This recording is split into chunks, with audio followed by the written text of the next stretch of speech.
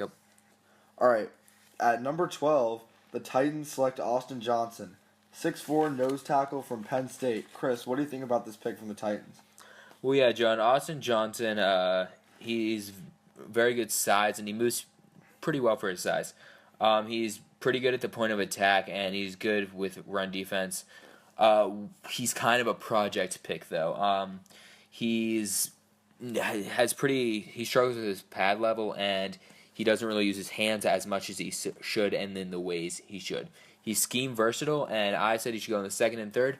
So mid-second round, I'm fine with that pick.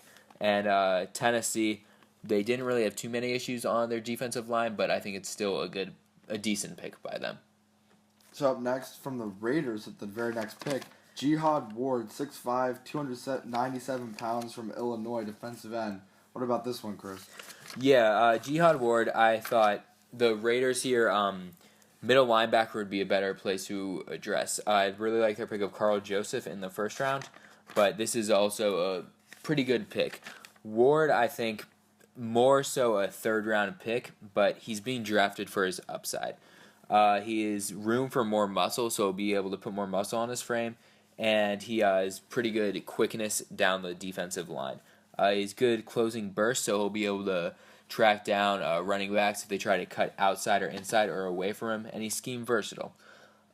He's not ready immediately, so it'll be kind of a project pick, which is a reason why the Raiders picked him, because their defensive line is already pretty solid, and he also struggled with his instincts. So those are two developable traits that he struggled with, and we'll see him improve, hopefully, in the next few years. I think it's actually kind of interesting because he's a very interesting complement to Khalil Mack, because when the Raiders play Khalil Mack on the D-line, he's kind of a smaller defensive end, but here with Jihad Ward, you have a big defensive end, and I think that's a very interesting complement for how they play with Khalil Mack. I agree. And then next at 15, we have Ashawn Robinson out of Alabama, big guy, 307 pounds. Chris, what do you think about this pick by the Lions? Yeah, Robinson was projected to be a first-round pick. I wasn't as high on him. I thought that I ranked him 5th out of all of my defensive tackles. He's a huge guy, 6'4", 312, as you said, and he's just has a lot of brute natural force. He generates pocket push, which is rare for interior linemen, which is the same with Chris Jones.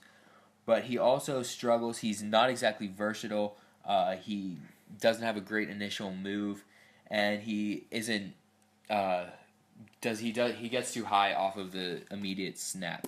If he can be more violent with his hands and become more instinctive, then he could be successful in the draft. I also think that if he can improve his motor, which is the reason why he didn't go as high, he could become more successful in the NFL. Continuing on with the theme of defensive tackles, another Alabama guy at 307 pounds, we have Jarran Reed, somebody who we thought would probably go pretty high, but now he's at the 18th pick in the second round to a very good defensive team, the Seattle Seahawks. What do you got, Chris? I really like this pick by the Seahawks. Now, Reed was my second-ranked defensive tackle, and this is a really safe pick.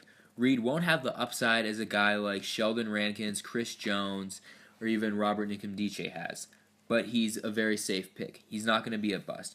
He's a junior college transfer and just transferred to Alabama, which is quite the transition from college to college. But he's powerful frame, good burst. He is basically solely a defensive, run-stopping defensive tackle, and he doesn't provide much in the pass rush. If he can do more in the pass rush, which we don't know whether he can, he has shown potential with his push and power.